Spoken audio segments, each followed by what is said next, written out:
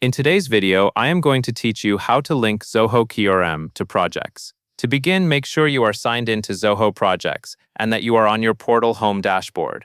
This is the main landing page where you can access your project list, recent activity, and your settings.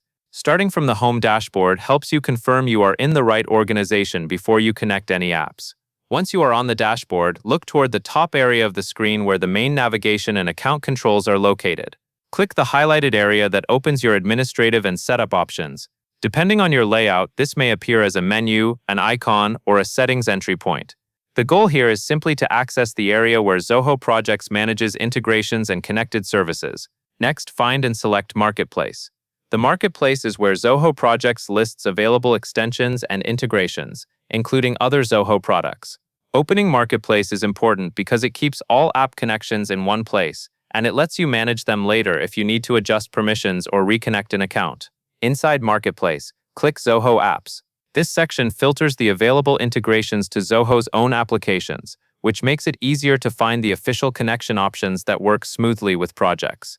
If you have many third-party tools available, choosing Zoho Apps saves time and reduces confusion. Now locate and click Zoho CRM. This opens the integration page specifically for CRM, where you can review what the connection does.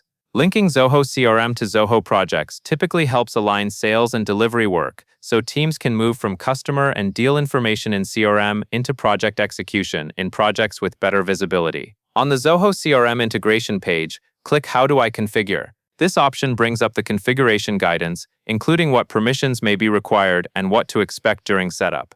Read through the instructions carefully before you proceed, especially if you are working in a shared organization where access rights and data visibility matter. After you review the configuration details, you will be ready to follow the prompts provided there to complete the connection within your account. And that is all there is to it.